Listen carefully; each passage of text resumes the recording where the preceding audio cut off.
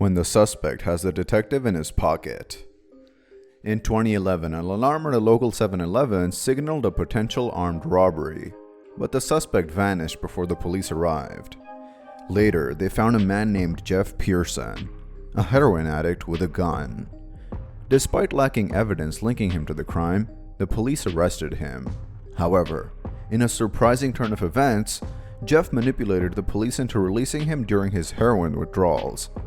The entire 24-hour interrogation was... You have the right to remain silent. Anything you say can and will be used against you in the court of law. You have the right to talk to the lawyer for advice before we question you. If you cannot afford to hire a lawyer and you want one, a lawyer will be provided for you. If you decide to answer questions now without a lawyer present, you'll still have the right to stop answering questions at any time. Does that make sense? You've probably heard these before, haven't you? Was recorded and uploaded to Jeff's YouTube channel on September 25th, 2011. The footage showcased his ability to outsmart the police, resulting in his escape from prison. First detective. Jeff Pearson starts off by questioning if he's under arrest and on what grounds, showcasing his knowledge of what to do in such situations. In the US, if you're not being arrested or detained, you have the right to leave and not answer questions. However, if you are being arrested, it's best to immediately ask for a lawyer and stay silent until one is provided to you.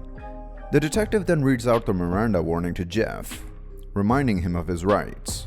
It's important to note that asking for a lawyer while under arrest means that the police cannot continue questioning you until one is provided. The 3 points mentioned in the warning are crucial, yet often overlooked by citizens due to the panic of being arrested. The detective ends the warning with a snide remark about Jeff's past criminal record, subtly trying to undermine his credibility. Regardless of someone's past, everyone has the right to legal representation and a fair trial. It's crucial to remember that our justice system is built on the presumption of innocence until proven guilty, and past convictions should not be used to unfairly influence current legal proceedings. The detective's voice boomed as he questioned Jeff about whether he understood his rights. Jeff remained silent, exercising his right to remain so. The detective's body language hinted at his unease with the situation. As the detective continued to press Jeff, he reminded him of the opportunity to speak up if he had evidence proving his innocence. Jeff held his ground and didn't budge, frustrating the detective. Eventually, Jeff was informed that he was under arrest, but he refused to engage further, causing the detective to storm out in frustration. So what happens next when the police go for another round? Did Jeff stand his ground? Second detective. As Jeff is brought back into the interrogation room for a second round of questioning, he immediately requests a can of soda. You want a Coke? Yeah. You gonna be able to pop it open or you need me to? I need methadone. You need methadone? Yeah, you guys can get me that methadone. I don't have any. Do you have medication for it, or a prescription for it? Or? What do you need methadone for? Because I'm a fucking junkie, and you guys, I can't get no methadone. I'm gonna go through withdrawal here in a minute.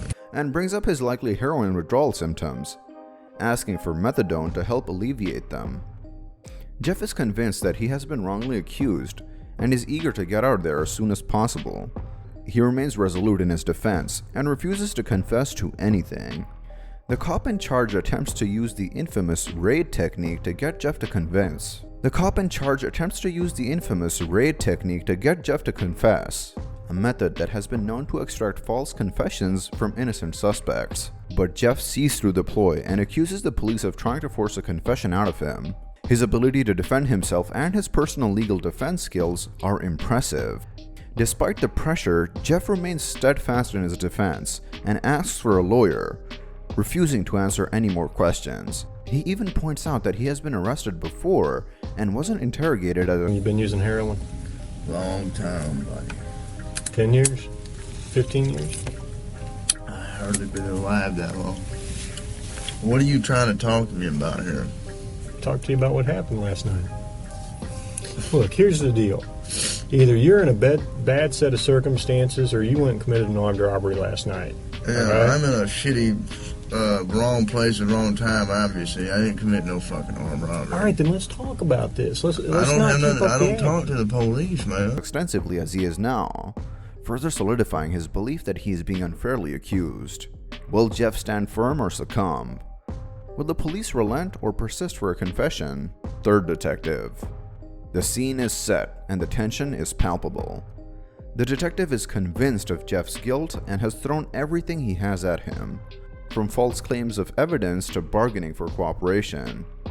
But Jeff remains resolute, his face stoic and unyielding, denying any involvement in the alleged robbery. The detective brings up the gun found in Jeff's possession, hoping to rattle him.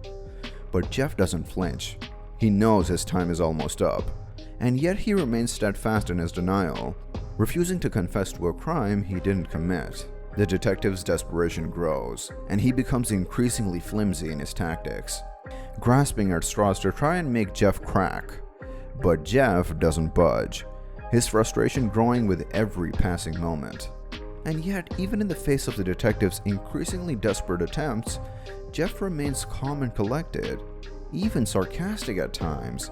He knows that everything that is said and done in this room will be written in the discovery, and he refuses to be caught in any lies or false admissions.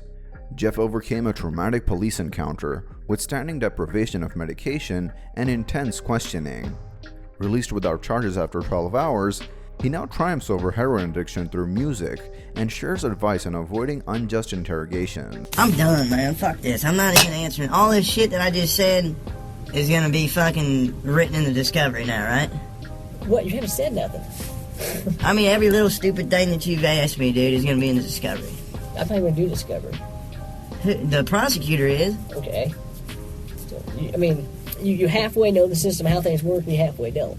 Am I right? I half-ass know Yeah. that the only reason I came up here is to get a fucking Coke. Okay. And I got it. But now I want a Butterfinger. But that's not going to happen for a while. What, the Butterfinger? Yeah. Why not?